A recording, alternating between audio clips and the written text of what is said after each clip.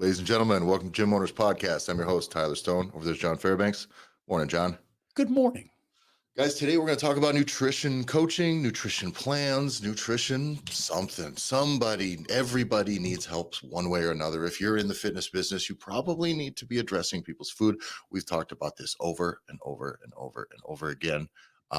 It has continued to grow, in my opinion, to be the most important issue for all of us fitness professionals. Now, if you're a gym and you're just doing cycling classes and stuff, that's wonderful. But like for your people that are coming there to lose weight, like, do you have a resource at least you can refer them to, for Christ's sake? For people that are coming to you, like, is somehow fixing people's dietary situation, is that a part of what goes on in your operation or not? If it's not, you're leaving a lot of client success on the table, first and foremost. And that's a big red flag for us, is every time I go to a gym, I just see like a lot of potential to like serve the clients better, give them a better chance of succeeding. If I look at your gym, the services you offer, and I see a lot of those gaps, I usually know that a business doesn't give a fuck about their people. I also know that over the long term, it's going to be really hard pressed to have a lot of like really high quality testimonials, success stories before and after. Hey, if you're not in the business of transformations or getting people in great shape from poor shape, or from into okay shape from awful shape, fine. There's plenty of spaces in the fitness industry for fit people to stay fit. That's totally fine. But that's not what we're about. That's not the revolution here that the Gym Owners Revolution here is all about. So if you want in on Gym Owners Revolution, go to gymownersrevolution.com. You can also get on the Gym Owners Revolution Facebook group. Link is in the show notes. John, we talk to a lot of gym owners, a lot of coaches, a lot of personal trainers about like, what are you offering for nutrition services? What are you doing when somebody comes in to says, hey, I want to lose 50 pounds. I got to lose 30 pounds. Can I hire you as a personal trainer? Or can I join your gym? Can I join your classes? Can I, whatever?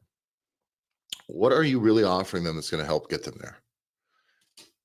And if it's just your classes, which is the majority, gym stuff, I think that sucks. I think you as a coach should know that that's not even half of it. Right? It is fundamentally maybe half of the equation, right? The calories that you are using up in your day. But let's be real, the gym doesn't represent even a third of the calories that someone is consuming, or is somebody's body is utilizing in a day. Probably more like an eighth, maybe a tenth. It's just not that much. Nobody's working that hard in the gym. None of your people are. Not enough to where they can just completely disregard their nutrition and not be leaving a ton of progress on the table. Someone busts their ass in the gym, is busting their ass and eating like shit, and they're making some progress. Dude, they'd be killing it if they had their food shit dialed in. They'd be killing it if they were at least dialing in their nutrition in some sort of a process, right? It doesn't have to be perfect from day one, but if it stays shit and is shit in the end, how equipped are they at the end of this game to win? How equipped are they at the end of this game to, even if they lose 30 pounds by just brute force and effort and two-a-days and conditioning and all this shit, like all of this stuff, and they lose the weight, then what? They have to keep that physical output up forever because you never fucking taught them anything. Well, and that's not reality for most people. No. Most people are not going to be able to even produce that level of physical output. Yeah. And as professionals, we have to know that is what's reality, that people aren't going to be able to do that. And if they're not able to do that, but you will allow someone to continue to live in that psychosis where they believe that come on, we all know you can't outwork a bad diet. We all know that to be true, but yet there's so many folks that certainly we've interacted with and that we see that appear to almost be keeping the nutrition conversation at an arm's length. They don't even want to have it because it might rock the boat. And they're like, well, I need to get him here. Like, I need to get him to work out, get him to feel good. Like, there's so many elements where it's like, we're getting it backwards. And you think you're helping somebody by getting them started in the gym, where you're actually confusing what they want most. You're telling them that your group class, your personal training, whatever it is, that's going to get them what they're after, what they're ultimately after. And there is a point, right, where if you're not upfront about it from the very beginning, it can't feel anything different than just a bait and switch. It's not going to get them what they think they're going to get. They're going to get work and there's health. It is a step forward. Listen, I have a friend, you know him too. I have a friend who a very long time ago was in the market for a used car. Got one at a pretty good price. He'd tell me, yeah, it's kind of cool. John, this thing was a legitimate purple PT Cruiser. And he thought it was like unique.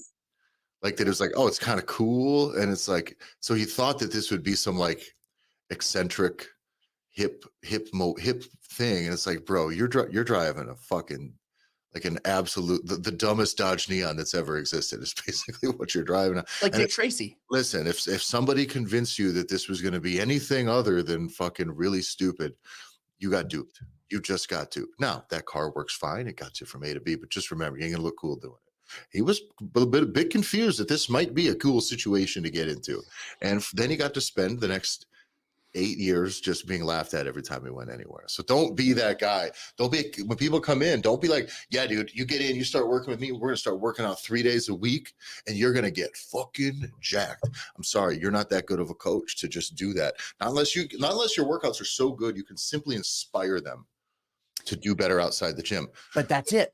But that is what nutrition coaching is. And this is the Correct. problem. We talk to coaches, gym owners, people start worried about liability and state to state and all that stuff. Well, I'm not a dietitian or I'm not a nutritionist. I can't be given nutrition advice. And the thing I say when I hear a coach tell me, a coach or a gym owner say, I can't be giving out nutrition advice, I'm not a nutritionist, all I hear in my brain is me screaming at them saying, don't be such a fucking coward. Like, I don't just stop. I don't know what to say. Okay, fine. Yeah, I don't want to help. Just stop then. I guess just don't help anybody. Because there's no fucking way that you're going to get the same results if you do not address this issue. Because especially if you're dealing with people that are of an overweight population, like the overweight people, when they come in, they're willing to spend thousands of dollars to not have to address what they put into their bodies on a daily basis. Yep. They will. I've seen people spend almost 10,000, probably nearly $1,000 a month or so on personal training, basically so they don't have to address what they're putting in their body. I've seen people who are training with personal trainers 3 times a week, training on their own an additional 2, having not gotten much progress over the course of a year, and then hop on Ozempic. Guess what? 4 months into Ozempic, you're not down a lot of weight. Because the reality is, no matter where you are, there you go. And that is the reality for someone who's overweight, the reality for someone who needs to lose weight. And when they're coming into your gym, they're wanting a solution. You're selling them like the hardest, like literally the hardest solution possible. If you're like, we're just going to fucking work this off in the gym. I'm going to fucking kill you. You're going to burn so many calories. It's going to fucking rule. And it's like, man, that is so much harder than taking like 3 less bites a day. So, but people don't know that because it isn't common sense. And and it should be common sense, but it isn't, because when people looked good, now this wasn't me, this wasn't my lived experience when I was a younger kid, because when I was a younger kid, I was a big fat kid. So I don't hearken back to back then when I was in high school or when I was younger and I looked good, quote unquote. I wasn't a fat kid. I hadn't let myself go because age is a bitch. But most people, that is their lived experience. They were once fit. So what they do is they think, well, what was I doing back when I actually wasn't totally depressed with the way I looked? And they remember, well, I was on sports teams. I was working out. I was active. I was doing all these things. So there is an incorrect correlation to I will be healthier if I can get into the gym and I can start working out. Yeah. Because it's kind of like that rising tide lifts all boats, which usually I'm all about. The problem is that, as we all know, when it comes to weight loss and comes to dieting and comes to all these things, especially once we're talking to somebody over 30, once they are over 30, over 35, those people now have such an unhealthy relationship, either with their job, with their family, their spouse, their kids, their whatever, their life in general, that we're not just talking about trying to get them back to where they once were, because now they have a mortgage, they have debt, they have whatever that is causing way too much drinking, which is causing anger issues, which is causing replacing sugar or food or whatever to then fill that void or that gap. So now you're talking all of these emotional and psychological issues to where they don't want to open that door in their brain. So, like you said, they will spend forever. And you've literally had guys tell you this, Tyler, where I've it had guys goes, with hundreds of pounds of weight to lose tell me, I don't want to lose weight. I just want to get strong. I just You're want not to a work power out. lifter either. You don't even lift. You're not even anything. Like this is an important thing, I think, for coaches to know. If you can't get somebody to lose 20 pounds without them starting to exercise, you're going to be much less successful doing it at exercise only. So this is, like, in my opinion, being able to understand a dietary process for weight loss. It doesn't mean the perfect calorie dialed in. We'll get into what this process should be, at least the ones that I've used. So we'll have a good example for you guys. But like, if you can't walk somebody through what this day one is going to be, understand what the psychology is going to be, what behaviors you need to change, what they can eat, like kind of in a range that can't be too strict. If you can't walk somebody through that and get somebody who's 350 pounds, if you can't get them to get down to 330 without exercising, getting them in the gym is going to be a waste of their money, your time, probably a lot of wear and tear on their ass, because it's just really going to be rough on them. And it's going to be so slow. And let's be real, assuming you're good at both of those things now, all you're doing is like hitting the turbo on this progress. So gym owners, coaches, personal trainers who neglect to address this issue, you're burying your head in the sand, just like your weight loss client is when they never weigh themselves, when they never pay attention to what they eat, when they guys know they need to lose weight and then will literally drive through fast food 5 days a week. It's denial. So if you're not doing this, if you are not, at least, by the way, if you're not, I'm not calling you out completely. I do this a lot. But if you're not thinking about doing this, you better think about doing this. We do a lot of thought exercises on this show. What would 6 weeks look like? What should it look like? And not the perfect 6-week diet, not the perfect 6-week intake. You are not coaching nutrition. You are not a nutrition coach. You coach people. Right. You fucking assholes.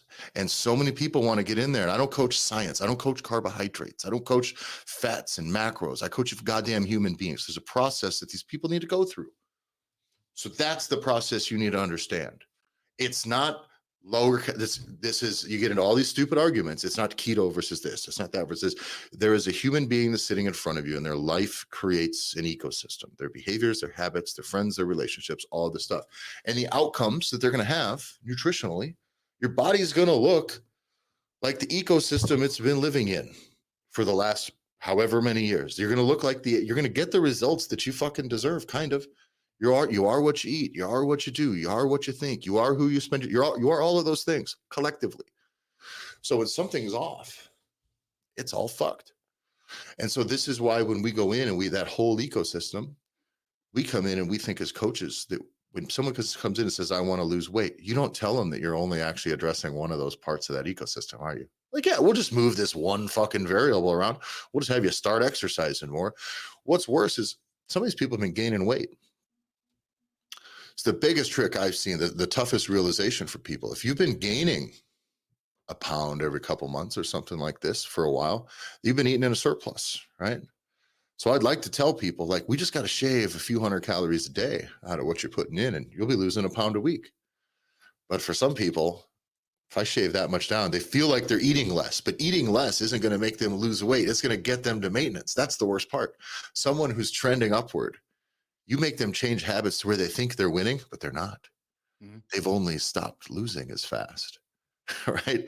And then they got to take an even bigger. So people don't even understand how far they actually need to go, and you're allowing them to be deluded by it. But I believe truly, because I started this way, that just like you gym owners are doing, a lot of you guys are doing, is someone can come in and they can start exercising and they can get inspired to be more healthy.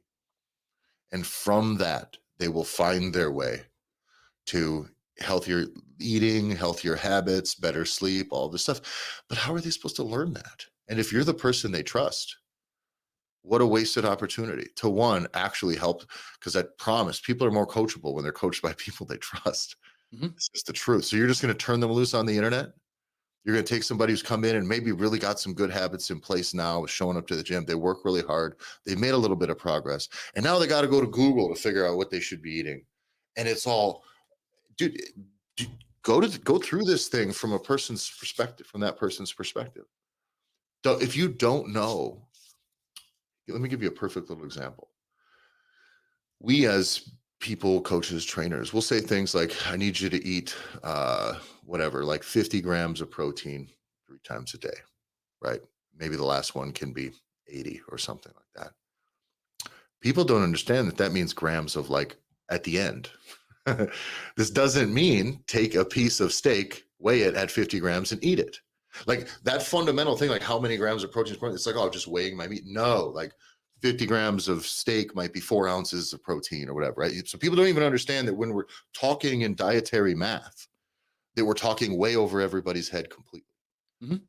And so what I do, well, let's get into some stuff. We burned 15 minutes. Go ahead. Well, I think also it's starting to identify, because I think it's reasonable to talk about, because what we're about to talk about is been shaved down and perfected and specifically directed at a very particular audience. Yes. And I think that that's really important, because understanding who your people are helps you craft something that allows them to be successful because of who they are and Yes. what their desires are. So I think it's like there's such an emotional component to this, as we all like emotional sales and all that kind of stuff. But it's, if you're going to help someone to actually be successful, the reason why every diet works and the reason why every diet fails is because it's so general that everybody is so different on what they're going to come at. And this is where it always comes down to, where it's just is whatever works is what works. And this is what I like the most about what you're going to present, what we're going to talk about, is this idea that it is, you give people that power back. You give that target audience back, whether it's overweight dads or moms that have recently had a baby or whatever it's going to be, that helps them kind of get back control and Yeah. not continuously lose that control to this other third party entity. And I think that, like I said before, where you can start with exercise and it can inspire you to start to eat better. That is how it went for me. I think you can go the other way around. And I think for a lot of people, that's actually the best pathway towards long-term success. If I'm being realistic, if I had to choose for you to start exercising and spend 12 weeks exercising regularly, or spend 12 weeks like eating like and learning a lot about food, just like you would about exercise, I promise you that 12 weeks of nutrition, like really diligently following a nutrition plan, will have far better outcomes. Not only in that 12 weeks, but 6 months down the road, a year down the road, 2 years down the road, because they're actually learning how to address the fucking problem. And a lot of people who want to lose weight or are in a position to lose a lot of weight, they don't see themselves as exercisers. The gym is actually so far away from their psychology. And we did a little test with this program that we're going to get into. I run a program that's like 5 weeks. It's for normally for men, particularly. It's not actually gender specific at all in the way that it's designed. It's just that I look like somebody the dudes would talk to, and girls don't want to look like me. So it's just not a situation where I'm getting hit up by a bunch of chicks going, hey, how do I look like you? It's just not how this works for me. Right. But this program, I knew, and I had tested the workout portions, and I've kind of tuned up the nutrition stuff a lot. And this is a process. And what I've done is I also realized that a lot of the people who need this just need to lose the weight or just need to fix the food. And for the guys that would do the program, there's a lot of guys that would do the program that like were almost in denial about the food stuff, that would do the workouts. And I'm having to, through the accountability function that we'll get into, I was having to be like, hey, motherfucker, what are you doing? Like, you're not doing this. You need to be doing this. You actually need to eat these things. You can't just like follow the plan. People had a very hard time, not all, but the people who fail were the ones that almost never even started doing the food stuff. So we kept tuning up the program and figuring out how can we get this so that the food stuff is locked in tight. It's easy, it works, but they have to actually make a change and then we can sniff it out right away when they're just not. Because if you're going to hire a nutritionist and the first 2 days you're literally not following the plan, then fuck you. You were never going to do anything. It's not the plan, it's not the nutritionist. But what I found is the workouts were just a thing. Like they're just a thing. They're not any better or worse than anything else I've ever made. They're fine. I'll work out. Listen, there's no fucking secret sauce in anything you're going to do in the gym. There's just not. There's some shit that's less optimized, more optimized. For what is the great question. But when it comes to the nutrition stuff, that's where everybody needed it. And the guys that did the nutrition the best were the ones that just really crushed it. And not even did it more strictly or anything like this. It's the ones that were enthusiastic about it. The ones that were like, man, it felt great. So we then rolled the same program out and I said, no workouts, Get rid of the workouts. fellas. And I have never got so much interest off of a singular Facebook post ever.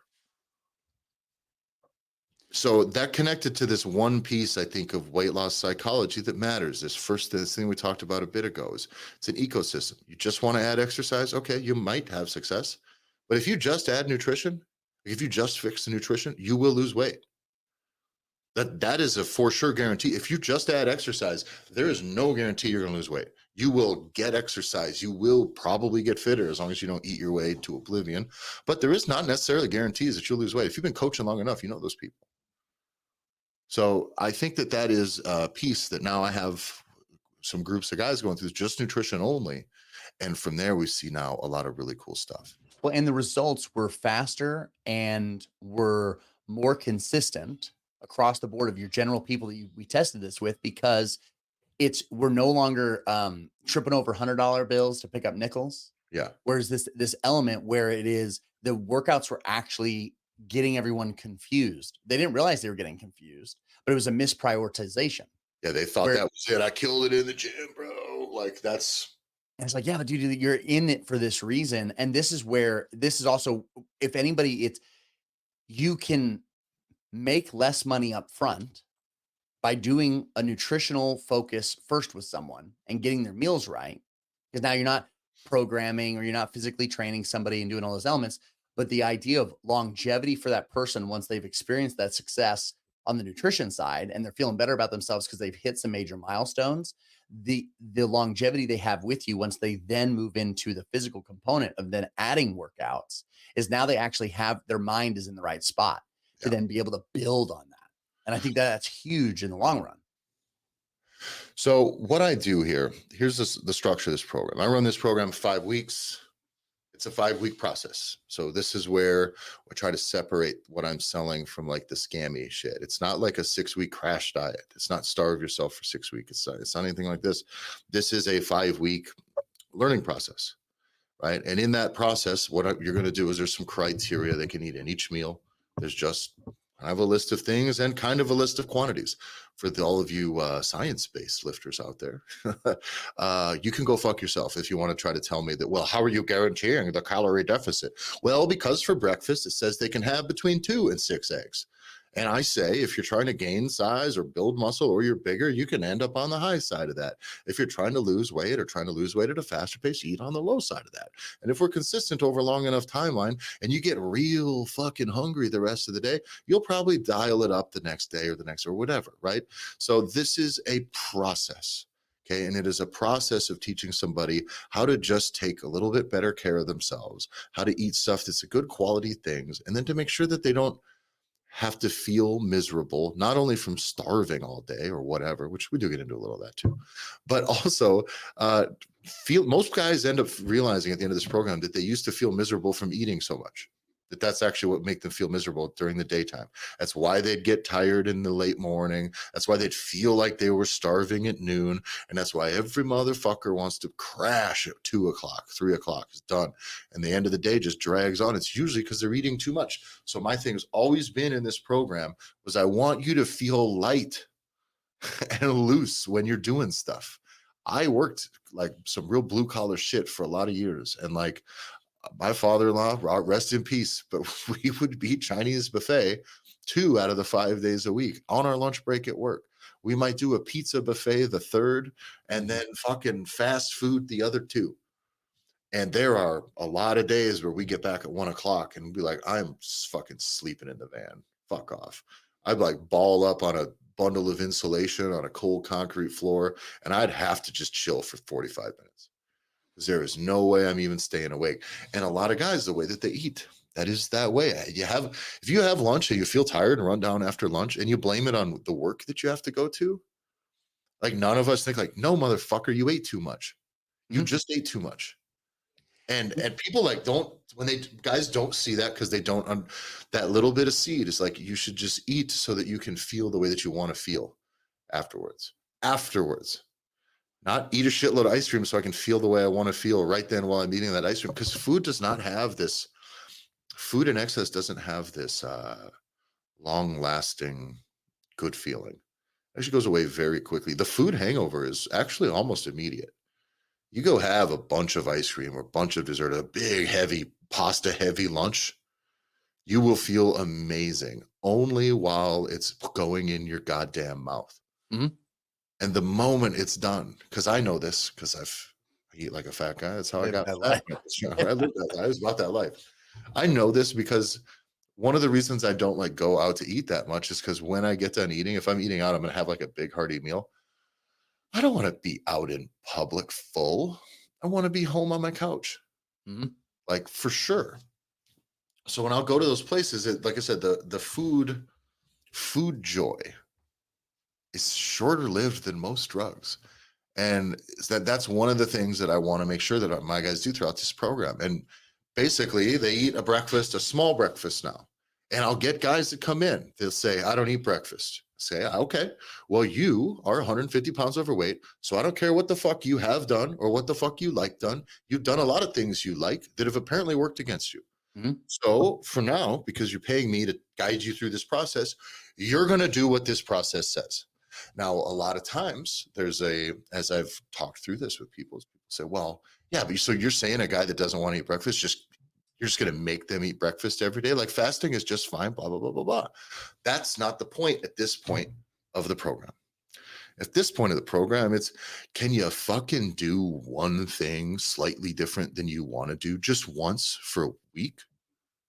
Once, like you can't follow a plan for a week as simple as just like eating a couple eggs or have a protein shake or have whatever else. There's some allowables on there, right? Some fruit. Like there's plenty of options that are in there that a person can have. But when someone's first thing is, well, here's what I like to do. It's like, well, you like a lot of things that put a lot of weight on your body. So you don't get to do those things anymore. And you're paying me to tell you no.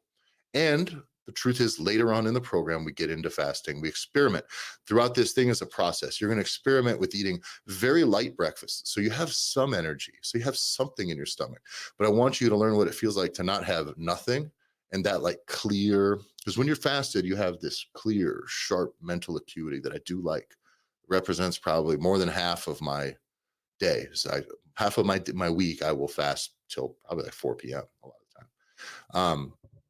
The other half is I eat something very light in the day. But that feeling, I don't like that totally crisp, clear feeling all the time because sometimes when guys do that, when guys like the overweight guys that say, I don't eat breakfast. Yeah, because you pigged out so fucking much the night before.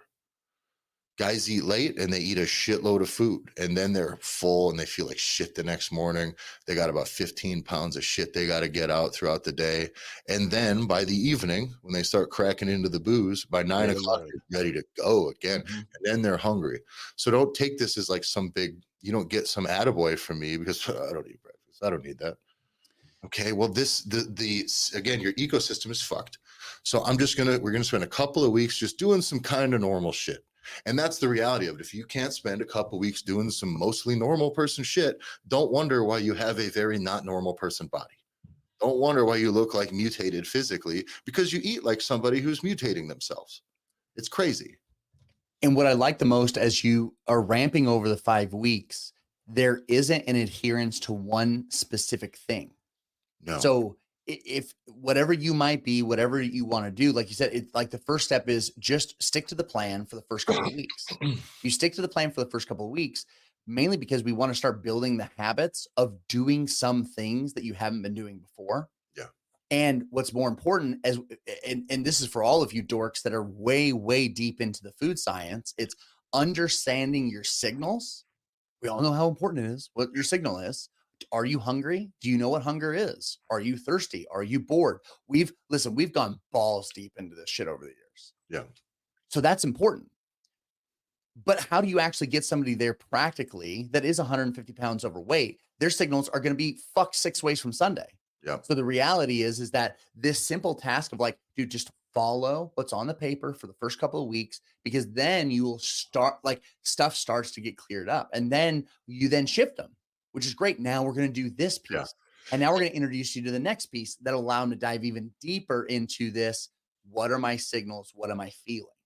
And throughout this whole process, we didn't get into this yet, but like what happens, they sign up, they get paid up, and they get sent an intro document that lays out the expectations for this whole thing. So kind of everything I've described up to this point, that intro document, I continue to build upon from week to week. Every time I run a group of guys through this program, I tune up that intro document. A few guys act like total about things, and I go, okay, I'm going to warn them right away in the intro document. Don't be like this. This is what people who suck do. These people don't get results. Don't do this. And so you can start to lay out, you learn from these other things. This is the debriefing process we talked about with our programs, is you start to add layers and layers as you go through. So the starting point for me was this, though.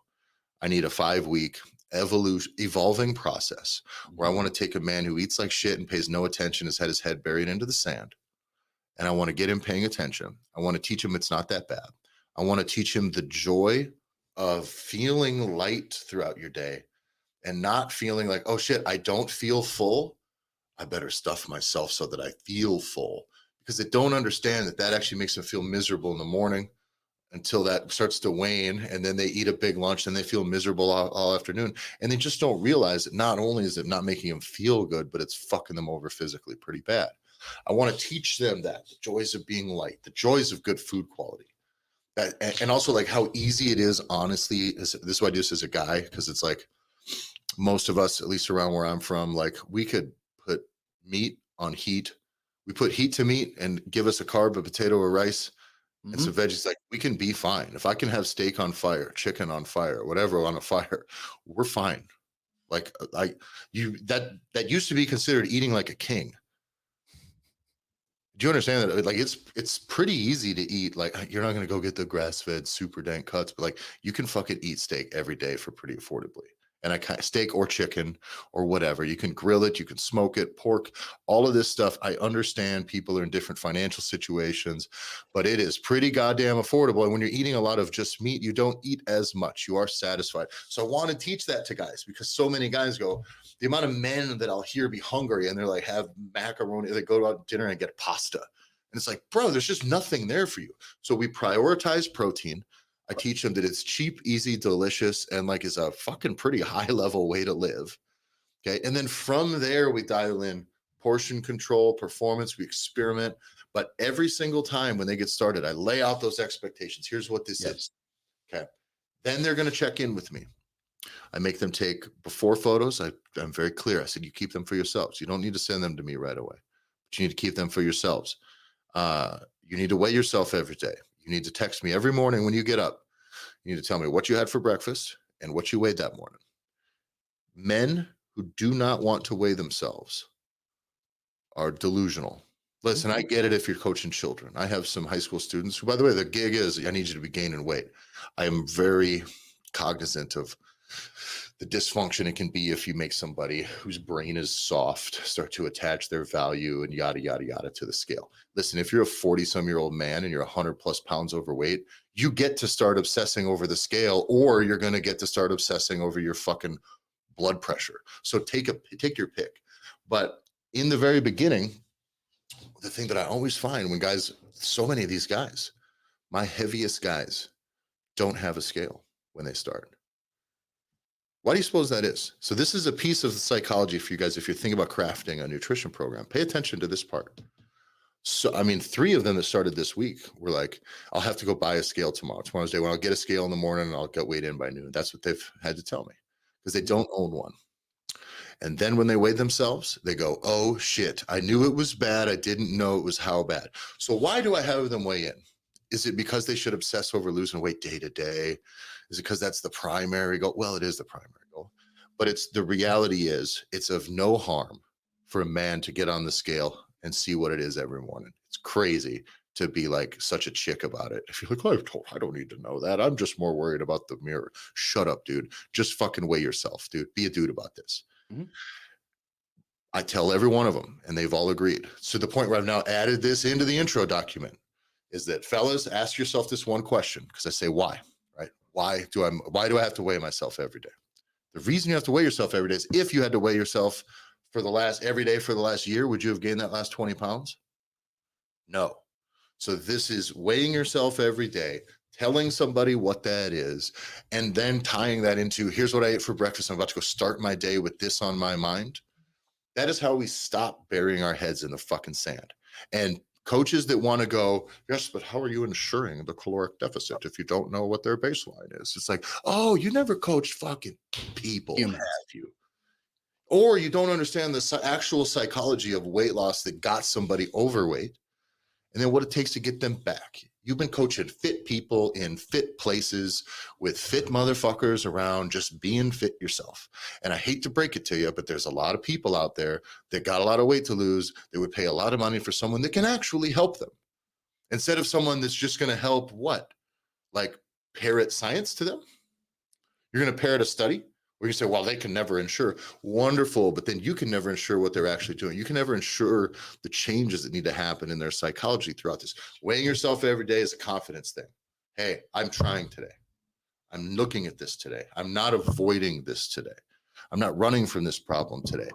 Going and eating a real breakfast, not a big, fat, hearty breakfast. This is when people say breakfast is the most important meal of the day. You know, this ruse, right? I That was think a trick. yes, of course. And I feel like that was also to sell the worst kinds of breakfast foods, right? It was just like cereal. It was by Kellogg's, right? Like they're the ones that fucking created it to sell bullshit. My fitness people, the fittest people I know, the strongest people, the fittest people I know, when they start to interpret breakfast as the most important meal of the day, they get up and crush a breakfast. You know what I mean? It's like it's a big breakfast. Mhm. And I used to do that too. My breakfasts were legendary. And then I'd have to eat an hour and a half later, and an hour and a half later, and an hour and a half later. Because what was the And goal, Tyler? the goal was to get fucking huge. Huge. I was juiced to the goddamn gills. So if you too want to get to about, I think I peaked about 340, and I still have the body scans, John. I was like 11% body fat at 340. And so it's like vascular at 340. And it's like, that's a lot to do. And that has a lot to do with steroids, guys. And so at that time, yes, could I tell somebody you need to eat 10 eggs, 2 cups of hash browns, and one of those whole sleeves of Walmart chorizo? And then You're and this one is of 8 this is meals. at 6:30, and then at like 8:30-ish, after you leave the office for go to your first call, you'll eat your first meal of steak and rice. It's, this is what Yeah. that really is. But I think that breakfast is, you got to have a big breakfast. No, you don't have to have a big breakfast. You don't have to have any breakfast. But for this first couple of weeks, you're gonna have a couple eggs or a protein shake or something. And there's some criteria that fits. On the weighing yourself piece, there's also an important aspect psychologically. If we're going to stick with dudes, and you might have some female dudes out there that feel this way as well, but there are magic numbers in all of our lives. And those magic numbers, if you're a big guy, you want to be able to bench 405 pounds. You want to bench 315 pounds, right? You want to be able, like, there are magic numbers that if you're in the fitness space, we all know what they are. Yeah. 4 plates, 3 plates, whatever it is, whatever those magic numbers are. There's also magic numbers for weight. Yep. To where you remember what you weighed your senior year of high school. I cannot tell you how many times you will watch people that are proud of themselves where they are, I am back to my high school weight. I got one of those this year. I got one of those this winter. Yep. It's like, I haven't weighed this little since I was in high school. That means you remember how much you fucking weighed in high school. I wasn't even obsessed about weight. I was obsessed about weight the wrong way because my coaches all told me I was too light. Yeah. Right? 245 was as heavy as I could get in high school. It was a goddamn problem that I wasn't a 300-pound left tackle. Yeah. And it was a massive issue. But I still remember that number. So those are magic numbers. And that's where if you're weighing yourself all the time, that magic number is up there. whether Yeah. they tell you it or not. And that is that constant renewal of, that's right, I'm working towards that magic number, even if it's 150 pounds away right now. And I'm trying to get to, I want to reconcile some of these plans and processes with, I don't want to change the plans, but I want to be equipped for people that do have maybe a high risk of food dysfunction, right? Eating, just disordered eating and things like this, to where, yeah, man, I got to keep an eye out on it, I guess. But again, like, I don't know what to say. Like, you can say, people freak out when you talk about weigh-in food, that it's going to make everybody fucking anorexic or something. And it's like, well, if I'm being honest, most of the people who I know who are against weighing food are fucking fat. Who you mentioned, you need to just start weighing your food for a little bit so you know what it is. People are like, I'm not going to weigh. People who are literally the loudest about it are the ones who like, okay, well, I don't know what to tell you. You're the one who's got the weight to lose. That's the reality of it, is that in my experience, the people who who are even on this program, right? In this program, you don't have to weigh everything. Most of it's in regular quantities, right? But when they do into meat, I'm like, yeah, you need like a 8 to 14 ounce portion of steak, chicken, beef, pork, or whatever at the end of the day, right? Something like that. Like it's a range. Right. So that theoretically, if you've weighed something once or twice, you can be pretty close, right? And you can be on the low end, you can be on the high end, but that's a pretty big range, right, John? Right? Like, I think like a 8 to 14 ounce portion is like, you can pretty much hit that with an eyeball once you've weighed it a couple times. Once you know. The people that come through this program, that's their first thing when they read the program is, oh, what do I got to weigh everything? I'm like, no, you're going to weigh this thing. And then you're just going to eat steaks that are between 8 and 14. You're right. You're just going to eat food. You're not going to obsessively weigh everything. I made one fucking thing about ounces. And these people go, oh my God, I got to carry a scale around. It's like, well, it's better than carrying your fucking big, huge ass around all the time. So if you want to fix this, and I'm using a lot of colorful language here, but again, this program, I'm working with dudes. And if they're going to be working with me, they're going to get it or they're going to not get it. But in this process, like, the people whose red flags are up, like, well, I don't want to be a person who has to use a food scale. But this is why this program is not a weighing all your food program. Correct. It's you need to know a few of these skills. So we spend these 5 weeks calibrating a little bit. You're going to weigh some shit so you know what a reasonable portion of steak looks like. You're going to know once you eat one of those, they're like, oh, well, maybe I feel more full off of one steak, one potato, and one good serving of vegetables than I would if I ate an entire fucking Domino's pizza.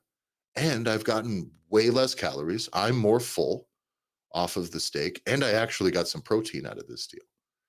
And those are these little lessons that people need to understand and realize that they actually feel better when they eat better. And that it's not about the scale. Like, it's not somebody has to come in and adopt weighing food as their thing. It's like, no, but this is just one more aspect of you need to know, as opposed to know the information instead of hiding from the information. So you establish the expectations up front. We have the expectation document. Call them lots of names. Make them feel really bad about how fucking stupid and fat they are. Oblivion. And we're building those habits. And I think, because as we kind of like, it's an expectation document and then habit building of weighing yourself, taking photos of yourself. There is a new thing that I like the most that you didn't have originally, but then started to see back to that ecosystem, how important this ecosystem is. And this is, for lack of a better term, a contract with themselves, their families, their coworkers, whoever. Yeah. So we have not, this is literally now getting rolled into the program right now, because this is this thing that I recognize. Most of the guys that have the most success with this program, and the ones who have the bet, frankly, we talk about ecosystem, their families are on board. Their spouse is like, yes, I'm here to support you. I'll work with you on it. They're happy. Right. If your spouse doesn't like seeing you get in shape, red flags at home, first off. Also, it's gonna be red flags for you to stay in shape. If you let your kids eat like just obnoxious, borderline abusive amounts of sugar and candy all the fucking time, you're gonna have a hard time sticking to a real diet at your house. Also, they need to know what mommy and daddy are trying to do. They need to know this stuff. And it's also important that they know that you're doing this for your own health as well, that you're there so you can be there when they graduate high school, so you can be there to see your grandkids, so that you can have a long and fruitful life as a parent. And so having this thing where, however you structure it, and this may be, by the way, a level up. This is why this wasn't in the first 2 iterations. of these things as we built, but we always debrief, we see what are the gaps. And I feel like this wasn't a thing that we were missing because guys were failing. It was that the guys who had this locked in inherently fucking crushed it, dude. Yeah. And so I want somebody's wife to look them in the eye. I want a man to look his wife in the eye and say, I'm trying to do this so that I can get healthier. A man who has that conversation at home, dude, first off, you're getting it. You're getting it. Trust me. Trust me. Yeah. Two, like you can't have things going on working against you at your house. If you and your wife are both trying to quit smoking, if you're trying to quit smoking cigarettes and she's not, it's gonna be hard for you to quit smoking at home. It may work one day, 2 days, but it ain't gonna work all the days. And you're just, it's not gonna work. So that thing, getting them bought in at home matters, but not just because they need to not have you working against them, but also a part of that conversation is that I want to make sure that the families, honest to God, even coworkers and friends of a person that do this, I think it's important for you to tell your friends, much like you do if you're getting sober. You need to call your dealer and be like, don't answer my phone anymore. You Mhm. need to call your old friends and be like, hey man, I'm cool with you, but like I can't be hanging out with you when we do this type of stuff. It is a lot like that. And so you do need to let the people around you know, and maybe not your coworkers, but start at home first. That's the basis. But if a man loses 10 pounds and he works really hard and he's there digging away, and it's not, listen, we're not doing all this so we can get attaboys and we're not doing this so chicks will buy us drinks or whatever. I know whatever men thinks happens when they get in shape, but like we're not doing any of this stuff for like outward things, kind of. But man, you're not going to get any of this stuff as a man. I want you to know that it's going to come, it's going to be way delayed, and that's unfortunate. And so this is why I want the spouses to be like, when you notice, make sure that you tell them. You just listen, as a guy, you bust your ass, you lose 15 pounds and you're really strict. And we can, man, we can do a lot of things with no reward, with no psychological reward, no attaboys, no nothing. We can really, really do those things. That's most of what our life is, It's what it means to be a man. I guess. But I can tell you this, you give a man like a thing like, hey, like you should really be proud of what you're doing here. Like you look really good and it's really fucking hard. I wish I could do it. I see all these other, like tell a person when they're losing weight that they look good. Tell them that you noticed, for Christ's sake. Cause I mean it. As I've coached a lot of people through this and having been in that situation myself, I probably remember every single person who complimented me and encouraged me in that first year. Mhm. Because by the way, you know why? Because I can count on fucking less than 2 hands. Yeah. That's the reality of it. And that completely changed my life. I got completely healthy. I lost 70 pounds or something like this and became an entirely different person and opened all of that stuff. But during that process, I did all of that with almost no positive reinforcement at all. I had a few though that were good, but that's what I'm saying is if I want that to be a part of the system they're doing one way or another, I don't care if it's me messaging their coworkers, but somewhere in there, I want this person when they've lost 15 pounds to be getting told that, yo, you look fucking good. Because once a guy hears that once, they go, sweet. I guess Yeah. I'm just going to eat awesome forever. That's enough. It really is enough. A man needs one compliment to change his entire fucking life forever. With some momentum behind it, boom, sky's the limit. And what I really like about this is that it's if you do this contract where the family's in, the friends are in, whoever's going to be in that inner circle of people that are going to support this dude as they're about to do this thing, it makes sure that everybody's aware, expectations are set, that this is actually being strived for. Because Yeah. there is an element, like there's a lady that we know that's close to our family who's going through a terrible divorce and wasn't telling anybody. Shit was horrible at home. Do you know what happened? Props for her. Right? By So the way, she told, what a dude move. she was a total dude move. I got guy friends who like we just find out our divorce. You're like, yo, nice, well done. And what and she was so That's crazy. she was so miserable and suicidal through the whole thing that she stopped eating. So what happened? Oh yeah. She lost like Everyone's going. You look.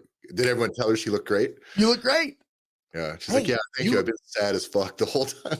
and I've not been eating and I've been heavily drinking and just Yeah. not eating. And I sleep all day because I'm so miserable, where she lost like 60 pounds. So Well, it this was is insult to injury because yes, because now nobody it's like, hey, keep your dysfunction going, right? And exactly. that's one of my biggest struggles here is like if it's people, I can't tell if someone lost weight and it's via Ozempic or something. I'm like, hey, I'll still be like, you're looking good. Like you look nice. You look like you lost some weight. Yeah. It's tricky, like commenting on people's weight, except that literally, like, it is what I do professionally. So while I don't come around and go like, hey, you looking real nice. You looking fit. I don't do that necessarily, but like if I come in and be like, "Yo, you're looking jacked," like you know, not the shit, not the ladies, but like it is my place to guys that I know. Yeah, you look like you dropped some weight. It's okay. Right. The problem here is that like if you did it with Ozempic, I don't care. But if you don't pay enough attention to people's personal lives, you don't know someone very well. I'm pretty sure I've said that to people who are like halfway through their fucking chemotherapy, and you're just like, "Yo, you look." You know what I mean? Because some people lose weight and they don't. There's not a lot of muscle there anyway. So you're like, yeah, you look like there's a lot less of you. And I've also seen very fit people who I comment on losing weight, and I'm not sure whether or not it's because they got cancer. You know what I mean? Right. It's the reality of it. So you also worry like, am I reinforcing somebody's meth habit?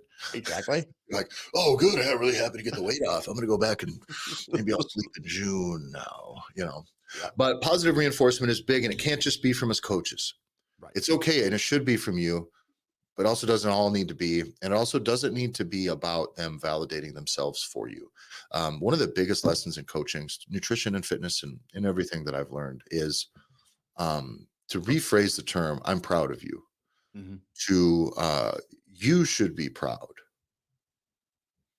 Now, there's a time and a place to tell someone that you're proud, and I think that that should represent a portion of it. But as long as probably like 4 out of 5 of them are, hey, you should be really proud of the work that you've done here. Not I'm proud of you. Coaches who say I'm proud of you too much, those are the ones that are making it about them, and they're making it so that you can validate your relationship to them, and you want to succeed so your coach is happy. And that's not it. It's like, no, no, no, I want you to be proud. You should be proud of the work. So this is what I go through. My guys like have these big breakthrough things like, bro, you just so you know, you should be really fucking proud of this. It's impressive and it's hard, and not a lot of people can do this. Not a lot of people make this turn. And they always come back and say, it's a lot easier than I thought. I always say, it's easier than I thought. So as we go through this process again, got them started. They're checking in with me every morning. Their spouse is on board now, right?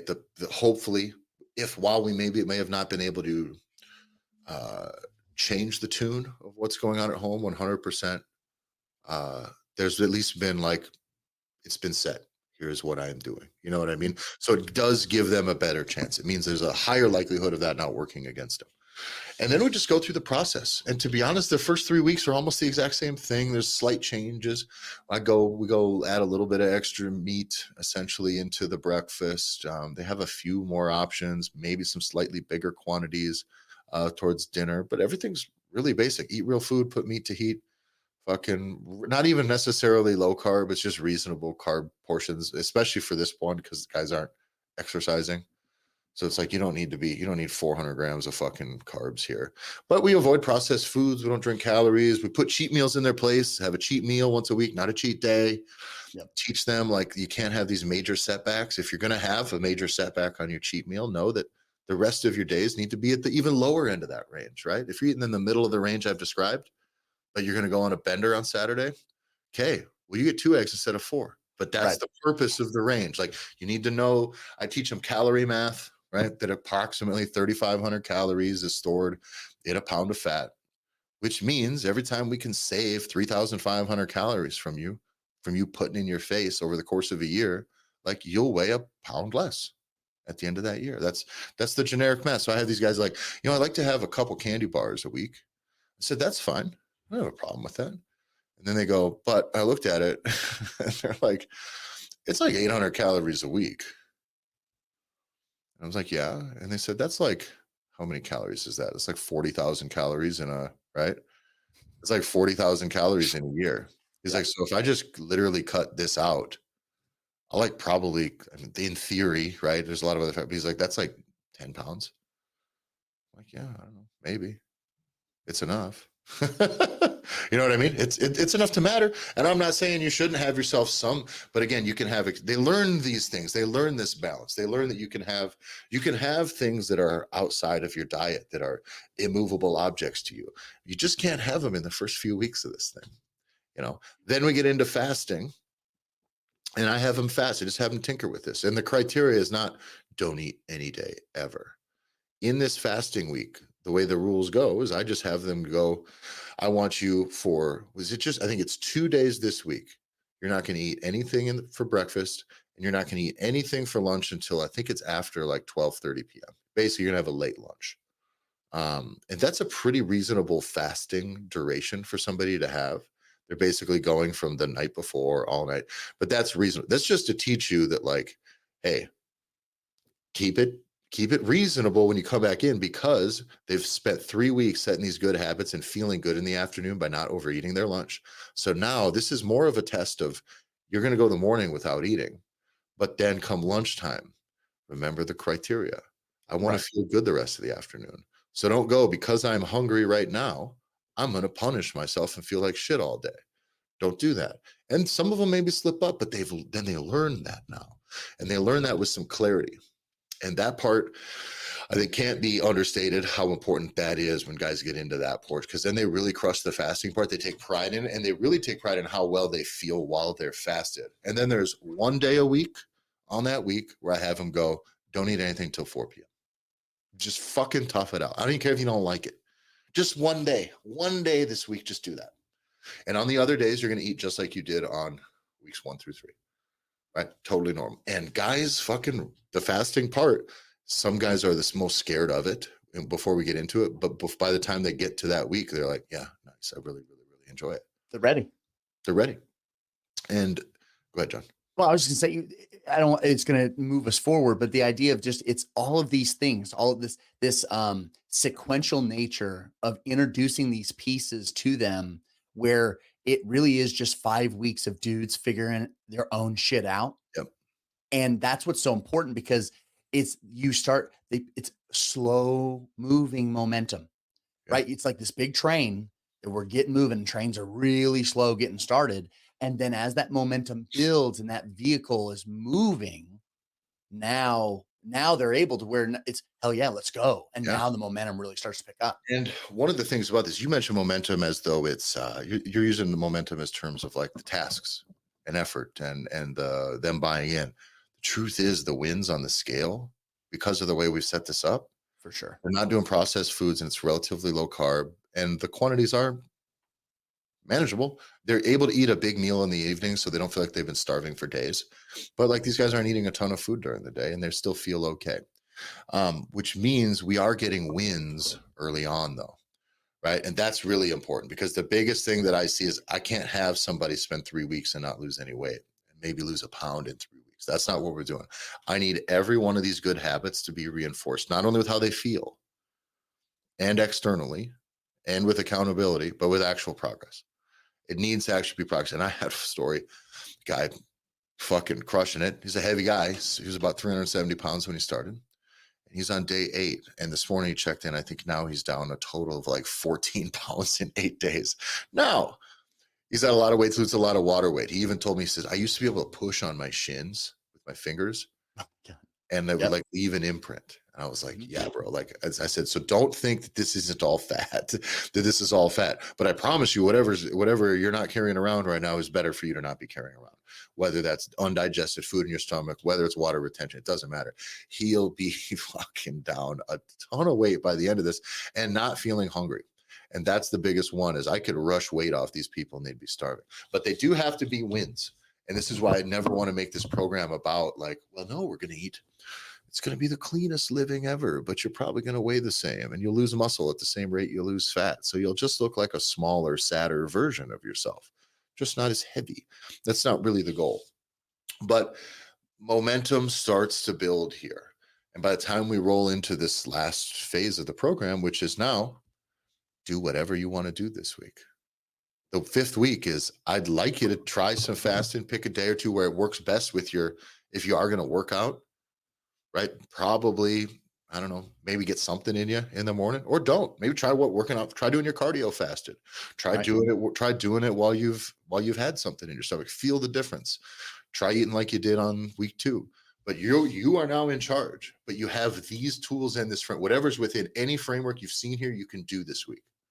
And most guys blend into this like pretty practical version where they've now chosen they'll fast a couple days when it's convenient, right?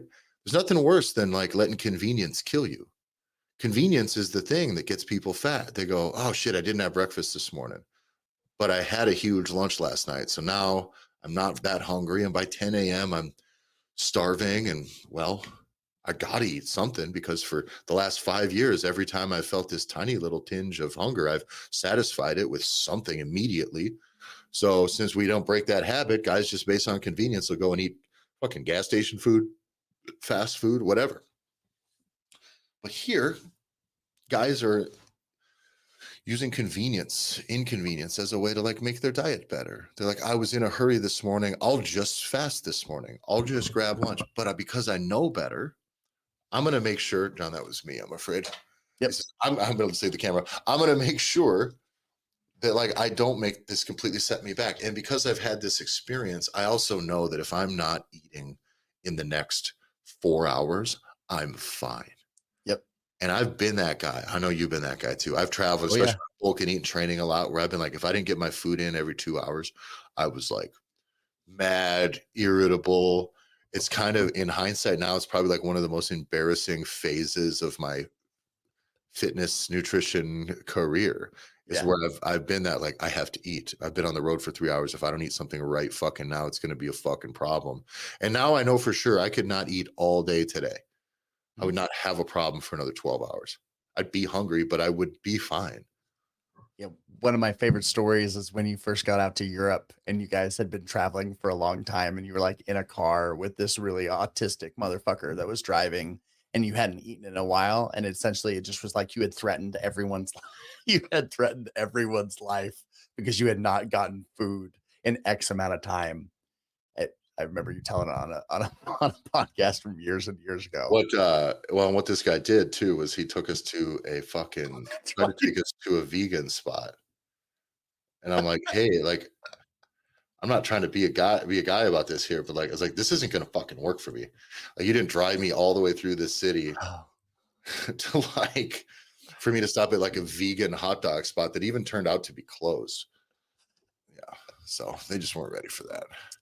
um, everything that you've described and this process, especially all the way up to that last week where somebody is then fully in the driver's seat.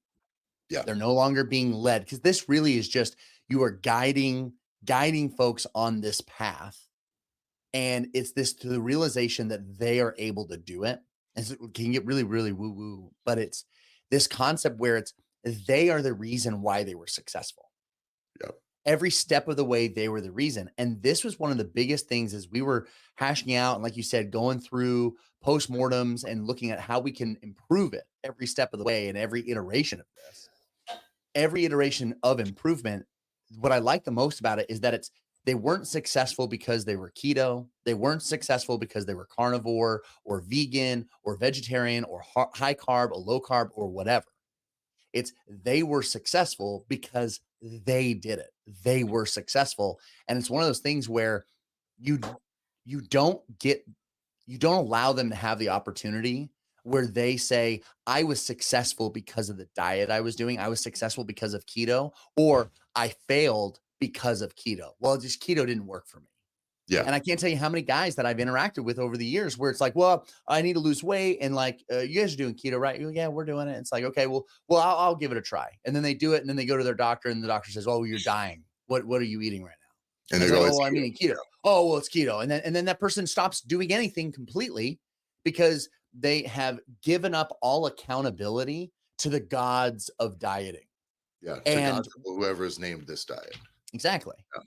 And we completely avoid that psychosis because it's equally bad. And it's why we've all tried a diet to a diet to a diet. The difference is if we're fitness folks, it's like, I'll give it a try just so I know what the fuck everybody's talking about. But there's a big difference of average people where it's like they're everything. Well, is on this diet that they're about to do. and And what's like a the high road fitness professional take? Because we don't do these crash diet. We don't just diet. We eat healthy over it's a blah blah lifestyle blah thing. blah. And it's whatever, right? But what is that?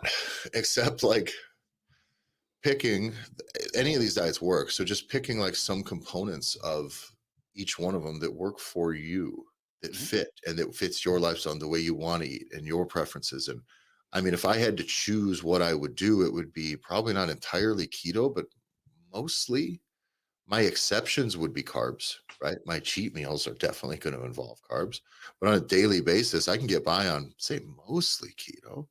I probably don't have more than a cup of carbohydrates a day, whether it's potatoes or rice or something like that. It's not a ton, but again, or carnivore. But can I have some sauce and the occasional Can I potato? have ketchup?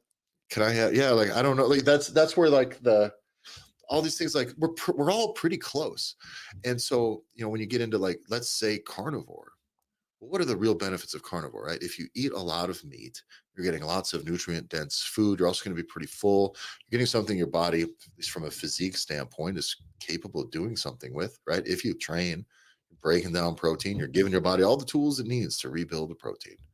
Well, like just meat on meat on meat. Like they literally used to call that loser's lunch. Remember the Metallica's behind the music? It was just like sandwich meat on hand, Uh-huh. loser's lunch. And like that's what the fuck are you like if that's the point where all you're doing is shoveling. So I could do it if I could have some barbecue sauce and steak sauce and ketchup or Mhm. something.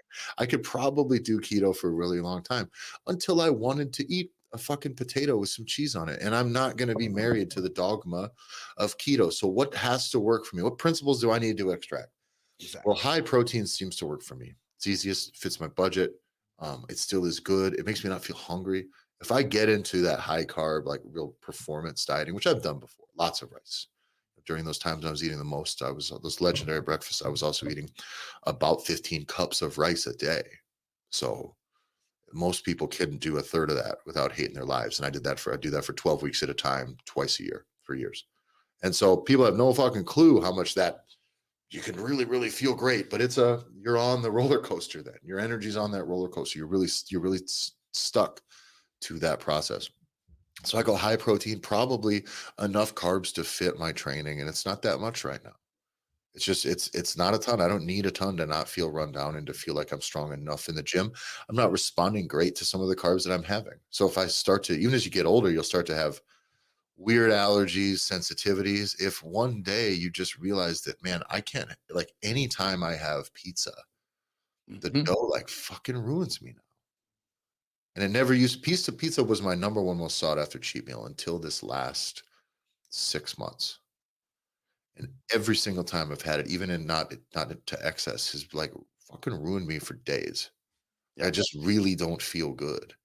And so it's kind of out. But having enough of those experiences with clarity allows me to know now that while I can keep my program that I'm trying to run, the things that are in bounds may not change too much. The things that are out of bounds, some of them move even further out of bounds as I go. And that's the benefit of doing this with some clarity. And that's where over the course of years now, instead of having pizza once every month and having a shitload of it on that day, it might be once every 6 months now. Well, that saves me from any of the damage pizza's doing to my physique, and it saves me from having to stress over all those extra calories and having to make that up. It just makes the rest of my system easier and more smooth. So, but this is a process, and this is what I want to send them off with. I want to send them off now with that understanding, because the way the keto diet fails, if I sold you 6 weeks of keto, what are you going to do when you get off of this program? You'd be like, I'm about to carb the fuck up. Mhm. If I told you 6 weeks of counting macros exclusively and weighing everything and logging it, tracking it all into your food, well, I've given you these burdensome other tasks to do, which sucks. And then now at the end, you're going to not do those tasks anymore because they're a pain in the ass. And if there wasn't any handoff to get that information from like true, measured, specific, accurate data to like an intuitive system that works for you without you having to be weird and bringing a food scale to the stores you go to or to the restaurants you eat at, then it failed you. And that's why most diets, people will say, yeah, I lost X amount of weight while I was on this diet. And then boom, put it all back on. It's like, well, it's because that diet was the only thing reining in your caloric intake.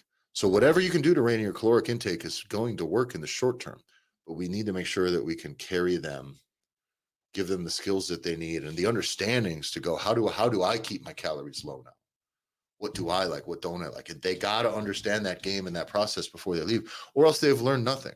And then that's fine, but then they're going to have to continue to do this very specific, probably not very ecosystem friendly thing for their family, their lifestyle, their work, or any of this stuff. It can't be hard for 6 weeks. It should be hard for a couple weeks while they figure it out.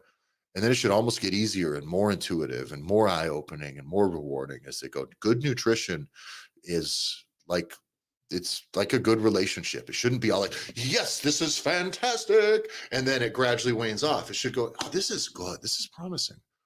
Let's put some effort into this. And then it becomes something really special. And I think that that's important. I think that's what a good nutrition process should be like for your clients. And maybe there's a place for short-term turn and burn challenges with this stuff too. I'm still not opposed to like being like real strict on this shit for like 3 weeks and being like, let's fucking hit it. Let's hit the fasting part. I might roll out a beta testing group with that at some point, just because that's a opportunity for me to zoom into that one narrow little lesson. But where this sits right now, that process I think is it's the most impactful program I've ever built. And it gets us to the point where our goal, right, is we want to be able to revolutionize what we're doing with gym owners and with coaches and personal trainers, but allowing you to be able to revolutionize what that fitness looks like in your communities. Because if you really zoom back, you look at something like this, to implement something like this, how fast could you get 1,000 pounds off people in your community? Yep. Like most immediately. How quickly could you do it?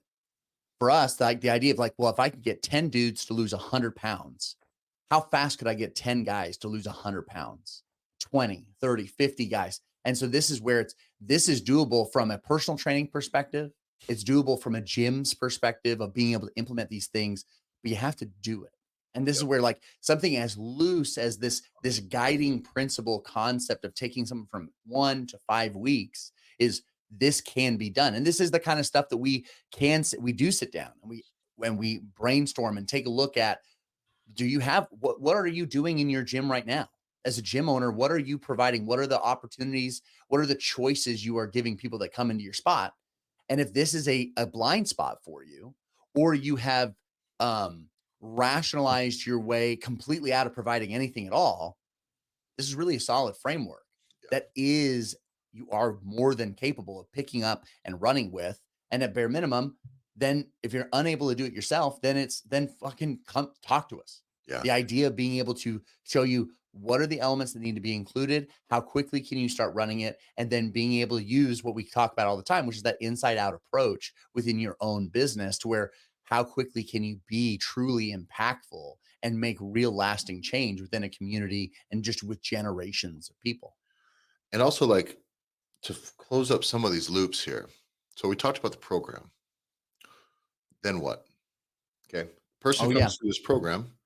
You do this just like you do everything else. You harvest testimonials, especially from your most successful people. Those that lost a ton of weight, you ask them, hey, would you be willing to share your before and after pictures with me? I can blur out your face if you like or not.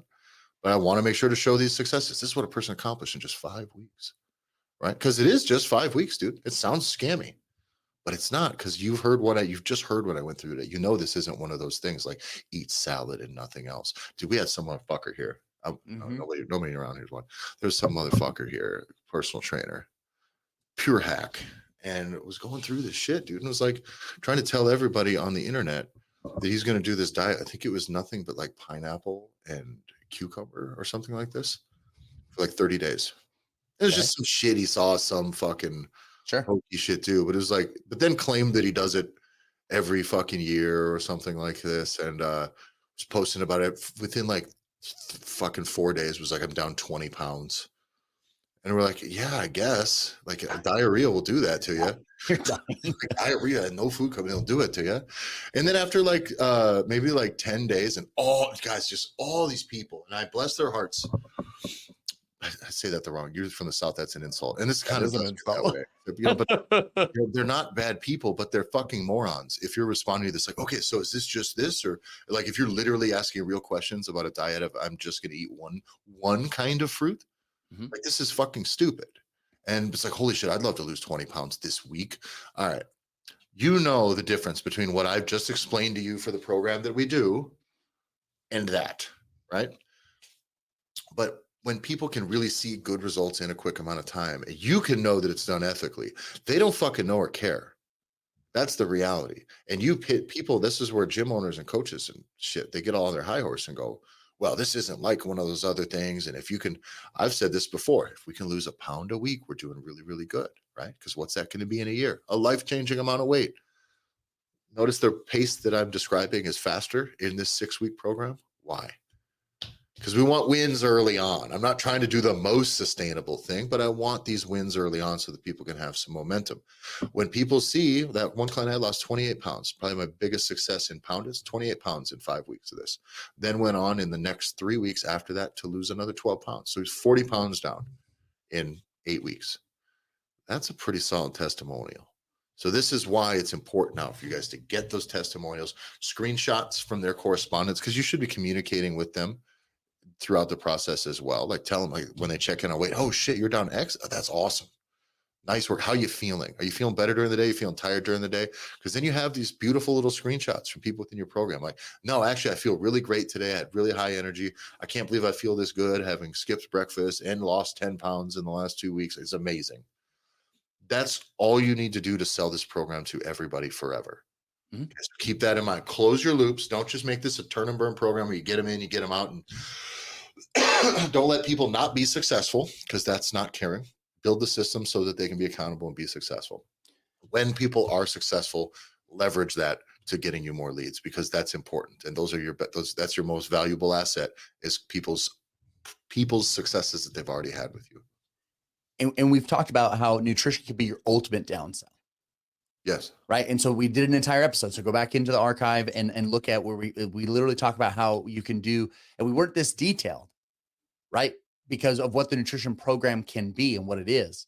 And this gives you that blueprint, but it can be your ultimate downsell, but also understand that everyone that comes through this program locally with you, right? Could you do this, right? Could you start to become a nutrition influencer, Tyler, and do Totally. this all online and do I'll it? sell this remotely. By the way, you want in on Absolutely. this? Hit me up. Let's go. You want Yeah. to rip this program off? You just got to do it first. Yeah. Frankly, Do it, you'll steal see it, everything. reskin it. Then just skin it yourself and do it. I kind of don't care. I'm not really giving you permission, but there's nothing that I'm going to do to stop you. So keep that in mind. You pay me $400 to run through this motherfucker, and you can steal it all you want if you got the will. Yeah, the desire. And it's so you could do that and you could do this right with people all over the globe because now you have the internet and ClickFunnels. But it's or locally, your ability to now take local people that are in your communities and then run them through this program first. Now, if you're talking about an actual sales sequence and process of pulling people up the ladder of what you do in your business, you can have a much more affordable option for people that are going to get results. You keep them in the most affordable option where they do not need to immediately jump into personal training because the odds are the habits that they have are so dog shit right now anyway that it would be like a frog right into boiling water and they're going to jump right out or they're going to be unsuccessful or they're going to cancel because they're sick or their dad died or whatever it is. They're going to have all the reasons why they can't make the 5 times a week that they just bought your personal training package for. Or you start them here, they now have built all those habits and built all of this good momentum. And then at the end of the 5 weeks, you give them the opportunity because they've successfully done your program to then move into training with you. Yeah. Now, Now you feel a little confident. Yep. Trust me. You trust it's the best access point in my opinion. I would and by the way, it seems the easiest. If I'm a gym, like, hey, get fit with us without working out. Like get in shape without losing weight, lose weight without working out. Not in a scammy way, but just like working out's hard. It can be intimidating. It doesn't need to be the way. Everyone who's in shape is in shape because they're eating. Everyone who looks good is eating at least a balanced amount of food with their overall activity. So like you can lose weight without working out. And I've said this before, like exercising is actually lifting weights is a really hard way to lose weight in theory, because if you're already gaining weight and have poor eating habits, like lifting weights is going to make you feel good, but it's also going to make you hungrier. Oh yeah. So you're going to have lots of conflicting signals and urges and cravings when you like should just be eating less. And that's fucking tough. So this is the way, guys. So listen, if you want to check the program out, I won't just like send it to you because fuck off. Like you can pay me and do it yourself. And then you can steal it, me not saying that officially or giving you permission. Yeah. But like if you want to get a good idea of what it looks like, how it reads, how I deliver it, like yeah, go for it. Hit me up. It's a Dudes Rock Training Block. But the nutrition only version of it, I think, is the training program is great. The nutrition is the most special aspect of it, I think. And that's what the real gem was in the program. And I think it's the most important thing for me to put as the centerpiece of the program, because when I sell it as a training program, people think the training program is the juice, and that ain't the juice, man. That ain't it. So, all right, thanks a lot for listening, everybody. Get out there, make a freaking nutrition program that fits what you want the thing to be, not the most ideal way to eat. This is where you guys get too dorky and everybody sucks. Crafting a nutrition program is not about the best way to eat, the best nutritional philosophy. It is, what does somebody's day one look like? What are the things they need to know, feel, experience, change from day 1 to day 7, from day 8 to day 16, from week 3 to week 4 to week 5 to week, however far you want to do it. But you are crafting an experience and a guideline and framework and a support system, an entire ecosystem for somebody's success. If it's just, what is it? Fucking 60 15 or whatever, 40 30 30 macros, and if you're teaching fucking all of that stuff, fine, but then you're going to shackle somebody to a lifetime of food scale nonsense unless you can build a pathway to get them off of it. So if you're going to build a path to get them dependent on weighing everything that they eat, hopefully your second program is, now here's to integrate this into your normal fucking life, which is viable as well. But just know that in the end, there needs to be a person that's able to go out there and do that thing in reality with their real life, and a version of it that's going to work for them for the long haul. Craft that. Craft it in concepts. Start with just an outline. Don't worry about what it really needs to be in there. Because by the way, John, when I built this program, the last thing I added was what the foods are going to be. Mm-hmm. It was, I know about a framework could be, but it was never like, okay, I always know that it's eggs and then a half a potato for breakfast. That's all. It's like, no, it's close enough. It's easy enough. Who cares? If they don't like it, they can deal with it for a week. Because it's the Dudes Rock program. It's not the ladies complaining to me about their feelings about food program. Or snacks. For me personally. Or snacks, yeah. Yeah. I did have somebody ask me on the second day. Second, not even. I think it might have been first day. So we're not allowed to have snacks or anything like in between these meals? I said, no, you're not. If that was the case, I would have said, eat within this quantities here, and then snack whatever the fuck you want in between. What the fuck kind of question is this? I get it's reasonable, but I was like, no, you certainly can't. And my response I got back was like, well, I get so hungry. It's day 1, buddy. Like, this is not the day where I care about how you feel about being hungry. This isn't even the week where I care. This is the week where you only need to prove to me that you can do a thing that I wrote down. And until you can do that, not a lot of sympathy here, because you're not even trying if you're already trying to live outside the program. But you're going to learn in your coaching a lot of really great things about the psychology of weight loss when you do this. Not just writing it up make you feel smart. Having people do it will make you feel enraged and lose faith in humanity. Slowly developing the system into something that really works and helps a lot of people will make you a real fucking professional with a real good product, and you'll have a really good understanding of how to help people going forward. So I'll make fun of the hiccups and hangups and stuff that people have about it, but like, this is what makes me really well equipped when someone comes at me with some bullshit to know that it's bullshit. And then I got to know, I can't just snap at them all the time because I'm ahead of it. So keep that in mind, guys. Develop your own program. Get out there and start. And if you have one, fucking, I don't know, if you come up with one from this show, like, I'd love to hear when you launch it, how it's starting to go. Like, we'd love to hear this stuff. Our goal is to have tons of gym owners using the information that we are teaching here to try to get out there and help more end users. It's not about you just stuffing a bunch more members into your gym. So you can actually fucking help people here. This conversation was not about leads. But will Wasn't it about generate 50 leads? members this month, but it certainly was how to make sure that if you follow this episode, take it to heart, and really understand where nutrition needs to play a role in your business, in your fitness business. You'll help so many more people that are already in your community to be so much more successful than they would be without it. And for that, that's John and I's life's work. So it's like, Mhm. this isn't a thing where we're just trying to stuff more people in your gym. This will get more people in your gym if you start really, really helping people. But this is the way. So thanks a lot for listening, everybody. Go to gymownersrevolution.com. Follow the show at the Gym Owners Podcast on Instagram. Follow me at Tyler F. and Stone. That's Tyler EFF Stone. And John? You can follow me on Instagram at jbanksfl. John, is this our longest episode today? I believe it is. We're almost at 90 minutes. Tyler starts ranting. All right. We'll see you guys later.